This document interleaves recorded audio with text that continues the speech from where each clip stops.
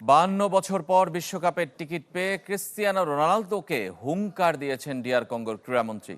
আর যুক্তরাষ্ট্রের অভিবাসন নীতির বিরোধিতা করে ধর্মঘটের হুমকি দিয়েছে বিশ্বকাপ ভেন্যু সোফি স্টেডিয়ামে কর্মরত খাবার পরিবেশনকারী 2000 শ্রমিক। নতুন বাংলাদেশ গড়তে এলো জুলফিকার স্টিল।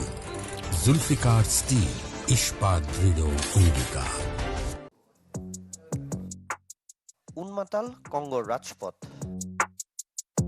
52 বছর পর বিশ্বকাপে নিয়ে যাওয়া ফুটবল তারকাদের সংবর্ধনার আয়োজনে স্বতঃস্ফূর্ত উপস্থিতি। প্রেসিডেন্ট ফেলিক্স শিশেকেদি উপহার হিসেবে গাড়ি, প্লট ও বিপুল অঙ্কের অর্থ দিয়েছেন দলটির প্রত্যেক সদস্যকে। ফুটবলাররা খুশি, সমর্থকরাও তাদের নিয়ে মাতোয়ারা। আর রোববারের এই আয়োজনে বিশ্বকাপ নিয়ে বড় প্রত্যাশার কথা বলেছেন দেশটির ক্রীড়ামন্ত্রী। হুঙ্কার দিয়েছেন ক্রিস্টিয়ানো রোনালদোকে। পর্তুগালের সাথে ম্যাচ দিয়ে বিশ্বকাপ অভিযান শুরু হবে লেপার্ডদের। ক্রিস্টিয়ানো রোনালদোকে কাঁদতে হবে যখন তারা কঙ্গোর মুখোমুখি হবে। 17 জুন হিউস্টনে হবে এই ম্যাচ। তবে যুক্তরাষ্ট্র আছে নানা সমস্যায়।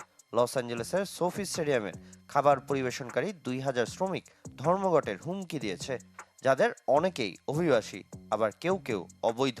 ট্রাম্প সরকারের সাম্প্রতিক অভিবাসন বিরোধী অভিযানের প্রতিবাদ জানাচ্ছে তারা। 3 দফা দাবির মধ্যে রয়েছে বিশ্বকাপ চলাকালীন মার্কিন অভিবাসন সংস্থা আইসিই ও বর্ডার পেট্রোল যেন অভিযান না চালায়। শ্রমিকদের ইউনিয়ন ইউনাইট হেয়ার লোকাল 11 শ্রমিকদের চাকরি ও কাজের পরিবেশ নিশ্চিত করার পাশাপাশি এআই ও অটোমেশনের বিরোধিতা করেছে। যদিও ফিফা বা স্টেডিয়ামের মালিক ক্রোয়েনকে স্পোর্টস অ্যান্ড এন্টারটেইনমেন্ট কোনো মন্তব্য করেনি। এর মাঝেই চলছে বিশ্বকাপ প্রস্তুতি। কানাডা পর্বের উদ্বোধনী অনুষ্ঠানে আমন্ত্রণ জানানো হয়েছে মরক্কান বংশোদ্ভূত বলিউড তারকা নোরা ফাতেহিকে। 12 জুন টরন্টোতে বসনিয়ার সঙ্গে ম্যাচ স্বাগতিকদের। 2022 বিশ্বকাপ ফাইনালেও মঞ্চ মাতিয়েছিলেন নোরা ফাতেহি। সামিন ইয়াসার, চ্যানেল 24।